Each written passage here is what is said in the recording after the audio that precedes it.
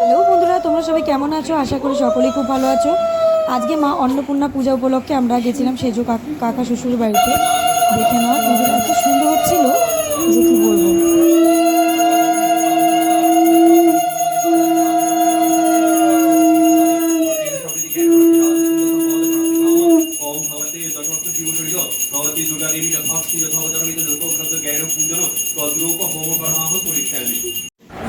আমি আর মামা বসে আছি সোফায়, পুজো দেখছিলাম। তো দেখতে দেখতে ভিডিও করছিলাম আর মা এই যে দাঁড়িয়ে প্রণাম করছিল। আর এই পুজোটা এত সুন্দর হচ্ছিল যে না দেখিয়ে তোমাদের থাকতে পারলাম না। তবে দেখো,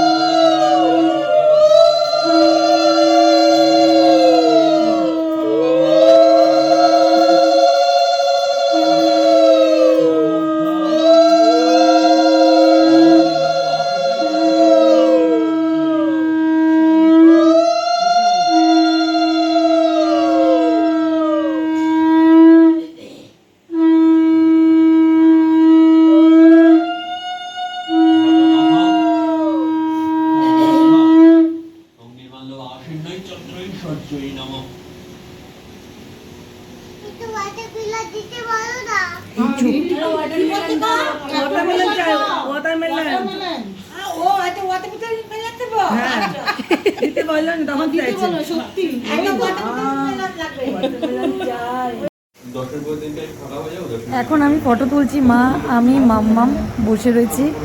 দেখো, তবে আমার শাশুড়ি আজকে নতুন শাড়ি পরেছে। তো এই যে পুজো দেখতে গিয়ে একটু ফটো তুললাম, কারণ ভিডিওতে না দেখলে তোমরা বুঝতে পারবে না।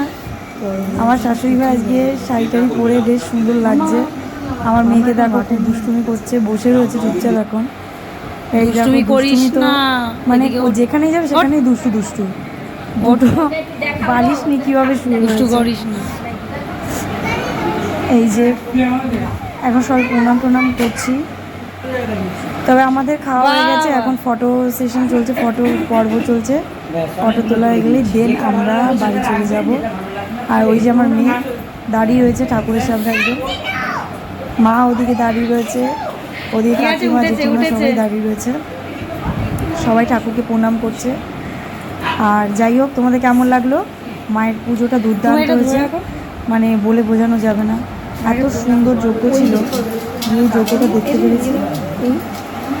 এখন মাকে আমি ফটোটা তুলতে বললাম, আমি একটু ঠাকুরকে প্রণাম করতে যাব। আর ভিডিও না করলে তো তোমরাও বুঝতে পারবে না। তো আমি এখন ঠাকুরকে প্রণাম করতে গেছি, কারণ আমি প্রণাম এর আগে করেছি। এখন বাড়িতে চলে যাব। মায়ের মুখটা এত সুন্দর, তোমরা দেখলে বিশ্বাস করবে না, মনে হচ্ছে সত্যি মা দাঁড়িয়ে হয়েছে। এই যে আমি আর আমার মেয়ে দাঁড়িয়ে ঠাকুরের সামনে ফটো তুলে নিলাম।